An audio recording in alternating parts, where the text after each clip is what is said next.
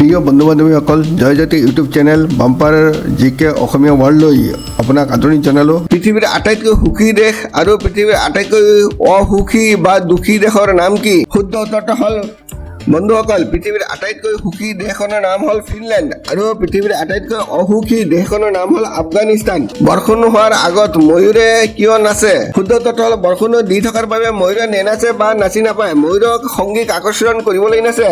ময়ূৰবোৰে ঠেঙৰ পিছফালে পাখি এটা মতা ময়ূৰক দেখুৱাবলৈ এক বিশৃংখল নৃত্য কৰি মতা ময়ূৰক সংগমৰ বাবে আকৰ্ষিত কৰে। আচলতে ময়ূৰ সংগমৰ বতৰ যিটো মে' মাহৰ আশে পাশে থাকে, ফলত ভাৰতৰ বাৰিষাৰ লগত মিলি যায়। সন্মুখেৰে মেকুৰী ৰাস্তা পাৰ হ'লে মানুহে কিয় থিয় হৈ যায়? তেন্তে অনুগ্ৰহ কৰি চেনেলটো ছাবস্ক্ৰাইব কৰি বেল আইকনটো অন কৰি ৰাখিব, যাতে মোৰ নতুন নতুন ভিডিঅ'বোৰ তৎক্ষণাত পাব পাৰে। ভিডিঅ'টো লাইক আৰু শ্বেয়াৰ কৰিবলৈ নাপাহৰিব। শুদ্ধ উত্তৰটো হ'ল বন্ধুসকল, এই সকলোবোৰ অন্ধবিশ্বাস।